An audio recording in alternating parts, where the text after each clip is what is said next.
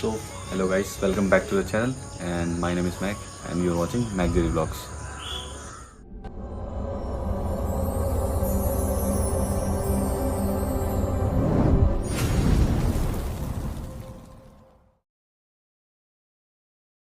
तो गाइज आज का जो टॉपिक है हमारा वेल क्लींस एडजस्टमेंट में है और आज इस बाइक का हम वेल क्लींस एडजस्टमेंट घर पे करेंगे और इस बाइक के स्पेसिफिकेशन बता देता हूँ आपको। ये R15 V3 है, 2019 का मॉडल है, BS4 वर्जन है और फर्स्ट टाइम इसकी एडजस्टमेंट कर रहा हूँ मैं। तो एडजस्टमेंट करने के हमारे 2-3 टाइप्स होते हैं, मतलब आप कैसे कर सकते हो। या तो आप उसको टोटल बॉडी निकाल के कर लो। एडजस्ट मेथड है कि आप इंजन डाउन कर लो, इंजन डाउन बहुत ईजिली हो जाता है इसमें, और तब आप वेल क्लींस करो क्योंकि आपको तब वहाँ पे काफ़ी स्पेस मिल जाता है काम करने के लिए। ठीक है, तो सबसे पहले हम इसकी फेयरिंग खोलेंगे, टैंक खोलेंगे, एयर फिल्टर बॉक्स खोलेंगे, उसका इंजन को आउट करेंगे और तब एडजस्टमेंट करेंगे और आपको मैं बता दूंगा क्या रेंज एडजस्टमेंट में।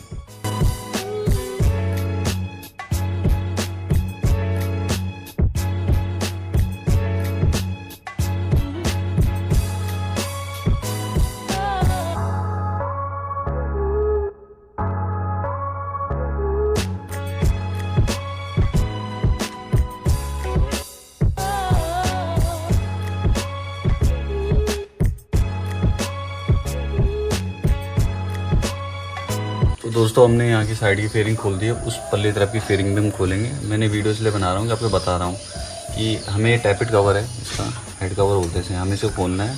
और अगर मैं ऐसी इंजन को लगे इसकी एडजस्टमेंट करूँगा तो हमें ये खोलना पड़ेगा, जो इसका कूलेंट निकालना पड़ेगा हमें पूरा। और वो कूलेंट निकालेंगे तो काफ़ी फिर दोबारा भरना पड़ेगा जब एडजस्टमेंट करोगे। तो अभी क्या हम क्या करेंगे, पूरा इंजन डाउन करने के लिए आपको मैं बता देता हूँ। ये ऐसे बोल्ट हो गया आपका ही, ठीक है, इस एक उस तरफ भी पल्ली 2 वोल्ट एक्सेल हो गया आपके। इसको खोलोगे और सेंसर खोल दो, पूरा सिंपली इंजन बाहर हो जाएगा। एक साइलेंसर को निकालना होगा, ठीक है। रेडिएटर है इसका, 1-2 नट होते हैं पल्ली तक 10 नंबर के, वो खोल दोगे, पूरा इंजन उसके साथ ही समय बाहर आ जाएगा। आप इजीली एडजस्टमेंट करो, फिर इंजन को बैठाओ, सिंपली सब काम हो जाएगा।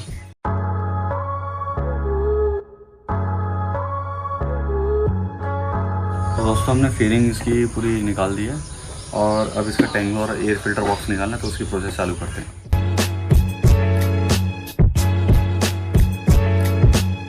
तो हमने टैंक की पूरे नट बोल्ट खोल दिए। जैसे दो एल एन की बोल्ट यहाँ लगते हैं और 2 फ्रंट में लगते हैं, ठीक है। बाकी आपके यहाँ पे 2 कनेक्टर होते हैं।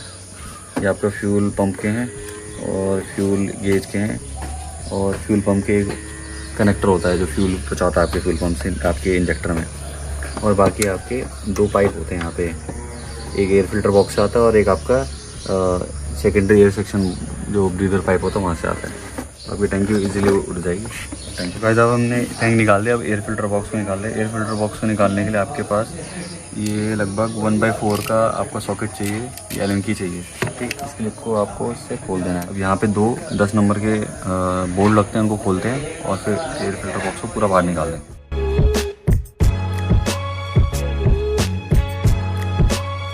एयर फिल्टर बॉक्स असेंबली पूरी बाहर निकल गई, ठीक है। तो अब हमें इंजन उतारने से पहले हमें 2-3 चीज़ का ख्याल रखना है। एक तो आपका एक्सीलेटर वायर जो आपकी थ्रॉटल बॉडी में है, यहाँ पे इस जगह पे इन दोनों वायर को निकालना है।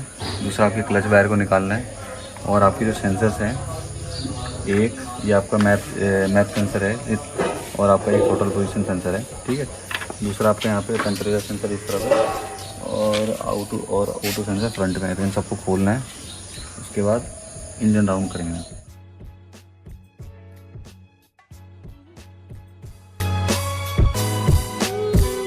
तो हमने यहाँ पे इसके 12 नंबर के बोल्ट दोनों खोल दिए और यहाँ के भी हमने एक एलन की है शायद 6 नंबर 7 नंबर के, वो भी खोल दिए। तो यहाँ पर सिलेंडर पूरा बाहर आ गया।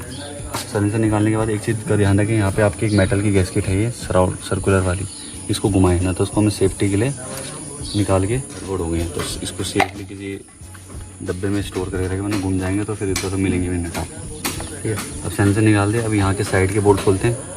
तो हमने इसके हाउसिंग बोल्ट जो हमने खोलने, सबसे पहले यहाँ पे एक नट है, पल्ली तरफ ऐसे होगा, ठीक है। दूसरा आपको चेन पॉकेट जो है आपका खोलना पड़ेगा चेन डीली करके, ठीक है। दूसरा आपका गेयर शिफ्टर जो है आपका असेंबली वो खोलनी पड़ेगी। और आपका ये अर्थिंग का वायर है, इसको मत भूलना, इसको बोलोगे तो नहीं खींच जाएगा और टूट जाएगा। साथ में आपकी जो सेल्फ की मोटर है उसका भी सॉकेट खोलना है, और आपका ये गियर पोजीशन सेंसर है, इसका भी सॉकेट खोलना है 2, ठीक है। ये ध्यान रखना। सेंसर सब खोल देने आपको, जितने भी सेंसर हैं।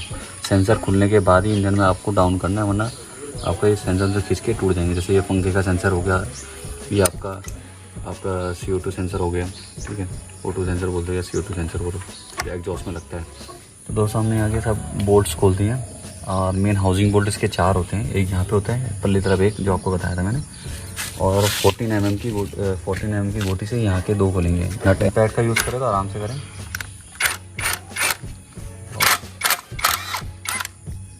बेस बना के रखना है इंजन को कि इंजन धप ना हो, ठीक है, क्योंकि नीचे यहाँ पे क्या है इसका आपका एक उभार सा निकला हुआ है, एक उसकी प्रोटेक्शन के लिए, आपके ड्रेन बोर्ड के लिए। आप नीचे करोगे एल्यूमिनियम है, ये टूट जाएगा। ये आराम से आपको रखना है 2 बंदों की हेल्प देखिए इंजन को। फिर इसके बाद तो दोस्तों हमने इंजन को डाउन कर दिया है और इंजन को आराम से डाउन करना है 2 बंदों की मदद से। देखो आपको ये चीज़ें देखने इसमें कितने सेंसर हैं, मोटर, ये 2 सेंसर यहाँ पे हैं, फिर कुछ सेंसर आपके ये रहे, फिर आपका VVA का सेंसर है जो यहाँ पे होता है, एक आपका टेम्परेचर सेंसर हो गया, एक आपका पंखे का सेंसर हो गया यहाँ पे। तो इतना वायर का गुच्छा है इसमें, और ये वायर है इसकी इंजेक्टर की, फ्यूल लाइन की। इन सब चीज़ों को आराम से देख के इंजन को उतारना। अगर आप इन चीज़ों को खींच दिया तो ये तार टूट जाएंगे और फिर वायरिंग का आपका बहुत बड़ा नुकसान है। तो दोस्तों हमने इसका जो इंजन के हाउसिंग बोल्ट सब निकाल दिए थे, एक को छोड़ के यहाँ पे एक यहाँ पर तो वो निकाल दिया हमने, और नीचे एक सपोर्ट बना दिया था। अब ग्लास को निकालेंगे और फिर इंजन को बाहर निकालेंगे, फिर आगे की वीडियो कंटिन्यू करेंगे। दोनों जो एक्सल थे वो निकाल दिया और इंजन अभी देख रहे हो हमने जो स्टैंड जैसा बनाया था उस पर अभी होल्ड करा हुआ है हमने।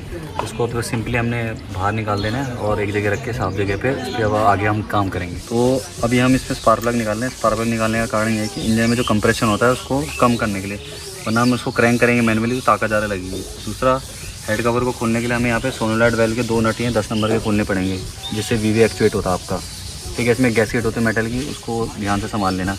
दूसरा क्या है, 4 8 mm के यहाँ पे बोल्ट यहाँ पे उसको खोलना है, ठीक है। 1 2 3 4 इस आपका हेड कवर खुल जाएगा।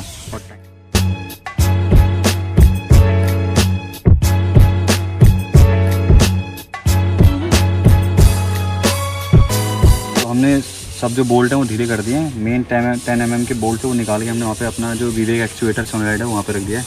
बाकी 8 mm के बोल्ट गिरे चारों निकाल दिए। इस साइज़ के होते हैं, ये ध्यान रखें। और इनकी चूड़ियाँ साफ़ करके रखता है। हेड कवर खोलेंगे। ये आपकी एक डाउल पिन है। ये जो रॉकर जो फ्री रहता है नॉर्मल स्पीड में, ये इसको एक साथ कैम में एक एक्स्ट्रा लूप दिया है जिसमें आपको हाई लिफ्ट हाई ड्यूरेशन मिलती है। तो उस पर आपको क्या होता है, हाई RPM पे आपके 7500 RPM के पास आपकी गाड़ी ज़्यादा पावर प्रोड्यूस करती है। 19.5 bhp जो भी प्रोड्यूस करती है। मेन इतनी सी चीज़ के लिए आपकी गाड़ी इतना पावर प्रोड्यूस कर पा रही है, सिंपल से एक्चुएटर की वजह से। एक टूल बता रहे थे ये वेल्व क्लीयरेंस के एडजस्टमेंट के लिए क्या क्या चाहिए, ठीक है। 2 head and 4 head screwdriver with mat होता है 8 mm के, किसी में 9 mm का होता है, किसी में 10, इसमें भी 9 का है, ठीक है, नट का। इसलिए हमने 8-9 का रिंग पाना लिया, ठीक है। फिलर गेज है कि स्टीम और ये जो फॉलोअर है इसके बीच का गैप एडजस्टमेंट एडजस्टर बोलते हैं इसे, ठीक है। यहाँ पे एडजस्टर टूल नहीं है तो आप इसका भी यूज़ कर सकते हो, इसको बोलते हैं नोज प्लायर। इसके अलावा कोई आपको टूल नहीं चाहिए टैपिड एडजस्ट करने के लिए। अब टाइमिंग कैसे मिलानी उस पर चलते हैं। एडजस्टमेंट के लिए वेल क्लियरेंस के लिए हमें अपनी गाड़ी की टाइमिंग को अलाइन करना पड़ता है। हमारा मेन फोकस ये है कि गाड़ी का जो पिस्टन है वो TDC में हो, टॉप डेड सेंटर में। और उसको हम कैसे अलाइन करेंगे, यहाँ पे आपका मार्कर रहता है, यहाँ पे टी लिखा रहता है, जिससे हमें पता चलता है कि हमारा पिस्टन जो है टॉप डेड सेंटर में है। दूसरा, हमारी जो कैम की मार्किंग है यहाँ पे ये लाइन है, इसको हमें यहाँ पे अलाइन करना है। इससे पता चलेगा हमारी कैम न्यूट्रल पोजीशन में, ठीक है। और तब भी अगर आपको थोड़ा लगता है कि आप नहीं निकाल के यहाँ पे पिस्टन को ऐसे करना है, अभी ये पिस्टन नीचे है तो अभी ये टच ही नहीं हो रहा। जब पिस्टन ऊपर आएगा तो हल्का से इतने में टच होगा तो आपको फील आएगा पिस्टन ऊपर है। तो दोस्तों हम टाइमिंग मिला रहे हैं। यहाँ पे 17 mm का आपका सॉकेट चाहिए, एक एक्सटेंशन और एक RCT चाहिए। और ये आपकी टाइमिंग मिल गई है। यहाँ पे देखिए T आपको दिख रहा होगा, T के आगे एक छोटा सा एरो जैसा बना हुआ जिससे आपको पता चल रहा है कि अभी आपका पिस्टन टॉप डेड सेंटर में है। दूसरा, ये मार्का इस नट के अलाइन हो गया, इससे पता चल रहा है कि आपकी कैम है न्यूट्रल पोजीशन में, वो किसी भी रॉकर आर्म को पुश नहीं कर रही। दिख रही है आपको ये रॉकर की प्ले और इसकी प्ले, इससे पता चल रहा है कि हमारे अभी पिस्टन TDC में है। दूसरा पेचकस होता है, उससे आप यहाँ पे चेक कर सकते हो। अभी पूरा अंदर जा रहा था, अब देखो ये इतने में अटक गया है, तो इसका मतलब पिस्टन TDC में है, टॉप डेड सेंटर में, कंप्रेशन स्ट्रोक में आ गया। पहले इसकी क्लियरेंस चेक कर लेते हैं कि हमारी जो रेंज है कंपनी ने जो दी हुई है इसकी है 0.10 से लेके 0.14 mm इनटेक की मैक्सिमम जो है। इसकी क्लियरेंस के अंदर अगर आएगा तो हम इसका एडजस्टमेंट नहीं करेंगे, अगर ऊपर जाएगा तो हम इसकी क्लियरेंस करेंगे। और ये 0.17 पे हार्ड हो जा रहा है, मतलब कि लॉक हो जा रहा है, जा नहीं रही, आउट रेंज से आउट हो गया है, तो इसकी एडजस्टमेंट हमें करनी पड़ेगी। इसी जो एग्जॉस्ट का है 0.20 से लेकर 0.24 की इसकी क्लियरेंस की वैल्यू दी है तो कंपनी ने, है ना। तो ये भी 0.25 तक जा रहा है और 0.80 की पत्ती हार्ड हो रही है इसमें, तो ये भी क्लियरेंस से आउट है। मतलब क्योंकि अभी नया इंजन है तो 0.11, कंपनी 0.12 बोलती है। मिनिमम वैल्यू से ऊपर आप रख सकते हो, क्योंकि चलते चलते सीधे धीरे हो जाती है। 0.11 इसमें रखेंगे और 0.16 इसमें रखेंगे, ठीक है। तो आपकी धीरे धीरे कम गाड़ी जैसे चलेगी एडजस्टमेंट वैसे थोड़ा ढीला होता है तो अपनी जगह पे आ जाएगा, और इसमें आपकी गाड़ी में स्टार्टिंग प्रॉब्लम या आइडलिंग इशू भी नहीं आएगा।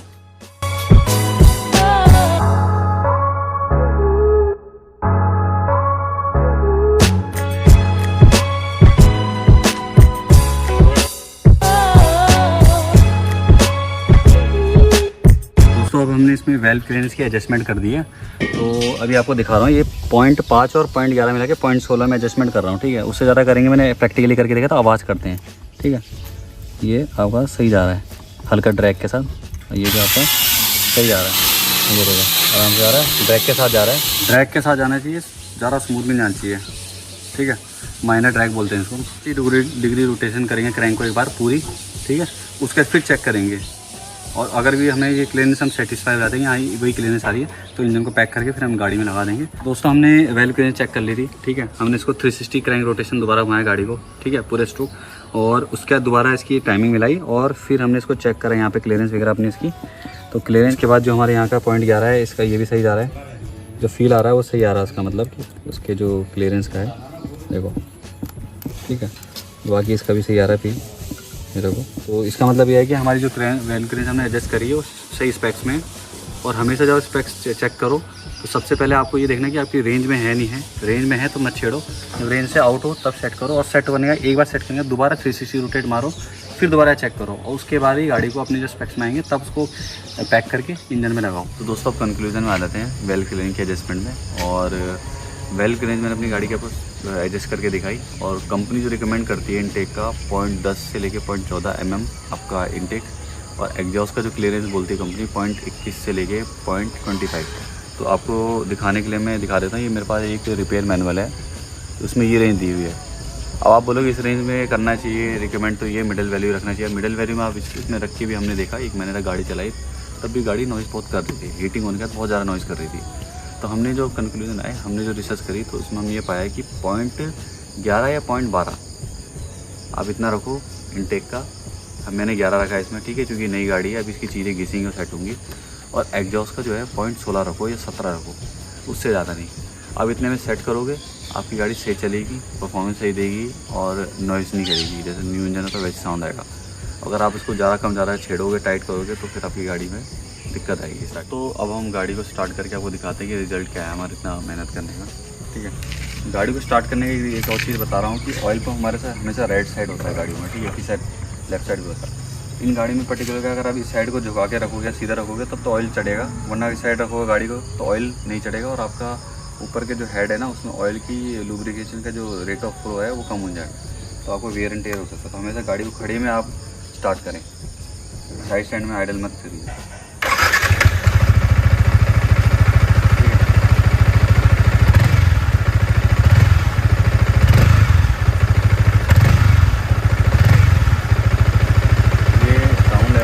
R15 की, और यही था इस वीडियो में।